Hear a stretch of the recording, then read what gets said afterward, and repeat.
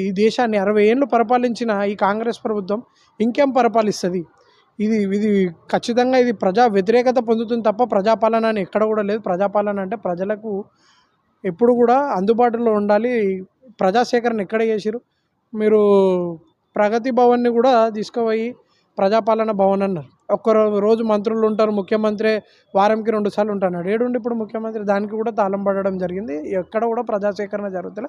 ప్రజల వ్యతిరేకత పొందుతుంది ఈ పాలన. అయితే నిన్న కొడంగల్లో కూడా భూసేకరణ ఫార్మా కంపెనీ గురించి భూసేకరణకు కలెక్టర్ వాళ్ళు వెళ్తే వాళ్ళ మీద చాలా తీవ్రంగా దాడులు జరిగాయి. దీని ఎట్లా చూస్తారు?